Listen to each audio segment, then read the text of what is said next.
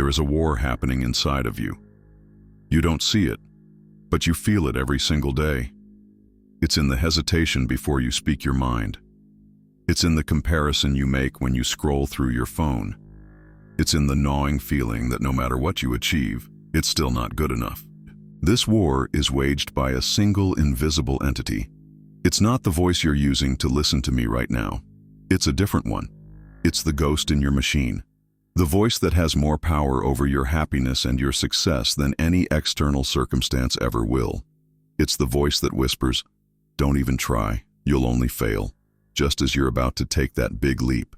It's the voice that screams, "See, I told you so," the second you make a mistake. It's the voice that sits in judgment, holding up a scorecard of all your flaws while conveniently ignoring all of your strengths. It is the architect of your self-doubt. This is the voice of your inner critic. For most of us, this voice is so constant, so familiar, that we mistake it for the truth.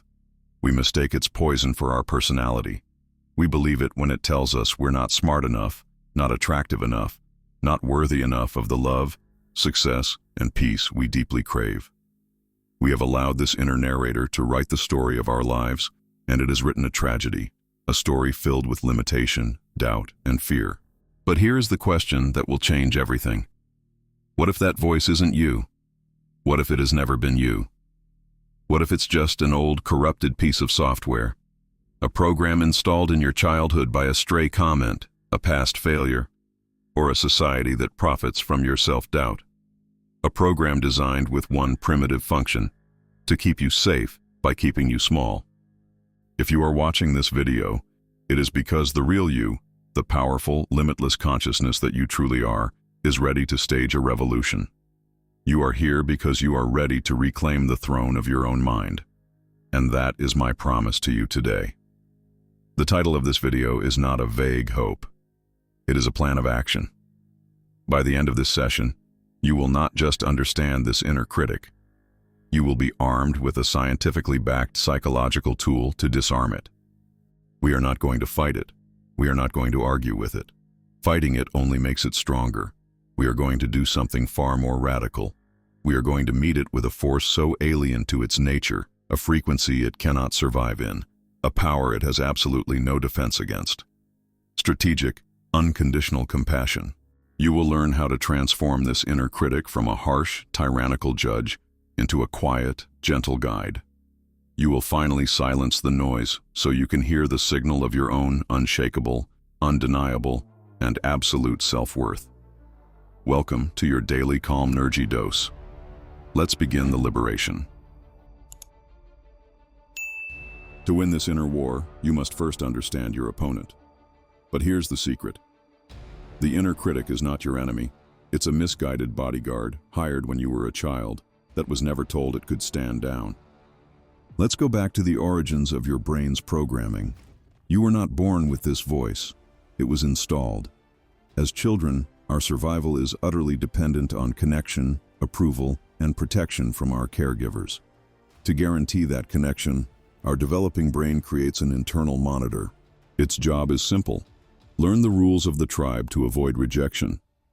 It meticulously records what gets us praise, and more importantly, what gets us criticism, shame, or the terrifying pain of being cast out.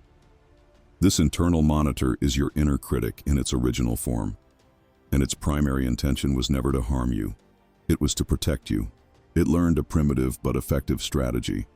If it criticized you first, before you took a risky action like speaking up or trying something new, it could prevent you from experiencing the much greater pain of external criticism or public failure. It became a preemptive defense mechanism, a ghost in your machine whispering, "Stay small, stay safe." The problem is, that program was written by a child's mind, based on a limited, often flawed, understanding of the world. And for most of us, it was never updated.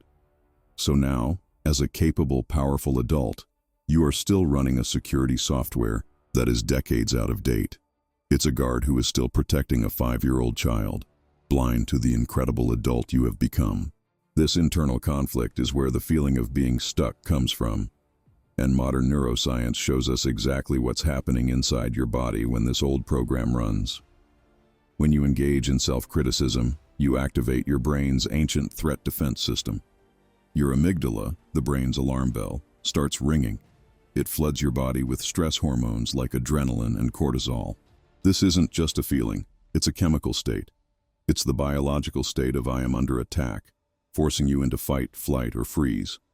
As the renowned researcher and author Dr. Brené Brown has proven through her work on vulnerability, the voice of the inner critic is almost always speaking the language of shame, a feeling that neurobiologically tells us we are flawed and unworthy of connection. Shame literally hijacks your ability to think creatively and take risks. But what is the antidote to this biological state of fear? This is where the revolution truly begins. Thanks to the groundbreaking work of researchers like Dr. Kristin Neff, a pioneer in the science of self-compassion, we now have the answer. It is not to fight the critic, which only validates its sense of threat. The answer is to do the opposite. Dr. Neff's research, published in numerous peer-reviewed journals, provides undeniable data. When you practice self-compassion, you activate a completely different neurological system, the brain's mammalian caregiving and soothing system. This system releases a powerful neurochemical cocktail, including oxytocin, the love and trust hormone, and natural opiates, which induce feelings of safety and well-being. Let me be clear. This does not make you weak. It does not make you complacent. It makes you unbelievably resilient. Think of it this way. Trying to motivate yourself with self-criticism is like trying to train a puppy by shouting at it. It just becomes more scared, confused, and less likely to perform. Self-compassion is like giving that puppy clear, kind, and supportive instructions. It learns, it trusts, and it becomes more capable and courageous. Dr. Neff's data is conclusive. People who practice self-compassion, especially after a mistake, are statistically more likely to learn from their errors, more motivated to try again after failing, and possess higher levels of personal accountability and strength. So, the most effective, most strategic way to heal the inner critic is not to attack it. It is to soothe it. It is to meet its outdated fear with calm, confident compassion and to update its programming with a new, irrefutable message. I hear you. Thank you for trying to protect me for all those years. But we are safe now. I am in command. We don't need this level of protection anymore. We are worthy of kindness, especially from ourselves. You are about to give this misguided bodyguard a new, more powerful mission to transform from a critic into your greatest ally. All right, you now understand the science. You know that inner critic is not you, it's just an old, faulty program. Knowledge is power, but applied knowledge is liberation. So what happens in that moment? The moment you're about to give that presentation, or go on that date, or look in the mirror, and you hear that voice start its attack, you're going to fail. You're not good enough. For years, you have fought it, and it only got louder. Today that ends. Because you will no longer fight, you will override. You now have a formula, a protocol, and I'm going to walk you through it right now, so the next time that ghost from the past appears, you will not be its victim. You will be its master. Here is your plan. The moment you feel that wave of self-doubt, that is your signal to act. Not later, immediately. Step 1. The physical declaration. You stand up. Pull your shoulders back and lift your chest. This is the posture of unshakable worth. You are physically telling your nervous system that you are not in danger. You are in command. Your biology has no choice but to listen. Step 2. The biological override. Now take that magnificent breath we spoke of, the physiological sigh, a deep inhale through your nose, then one more sharp sip of air at the top, and a long, full exhale through your mouth. You have just manually flipped the switch on your body's alarm system. You have interrupted the pattern. Step 3. The honorable discharge. Now, you speak to that voice, not with anger, with the calm, firm authority of a leader. You look inward and say with quiet power, "Thank you for your service. Your mission to protect me is complete, but I am in command now." You are relieved of duty. You are not fighting it. You are dismissing it with honor. You are acknowledging its old purpose and declaring it obsolete.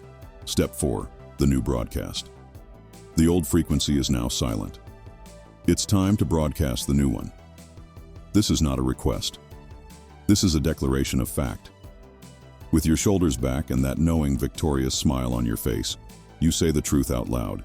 I am worthy, non-negotiable. I am the ultimate authority in my life. My power is here. My time is now. And just like that, the battle is over. Not with a struggle, but with a decision. You met the ghost of your past, not with fear, but with a compassionate, unshakable authority. You didn't just silence the critic. You made it irrelevant. This protocol is now yours. It is your weapon. It is your freedom. The moment doubt appears, you now have the formula.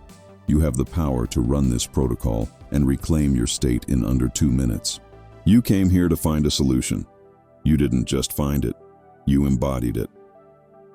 To seal this victory and declare your new authority, go to the comments and write the 3 words that now define your inner world. I am the authority. Welcome to your power. Your daily dose is complete. The real transformation begins now when you take this energy into your day. Carry it with you. And remember, just like we learned as children through repetition, our mental codes are written the same way. This daily practice is the most important tool for change. Your inner state creates your outer world. I'll see you tomorrow.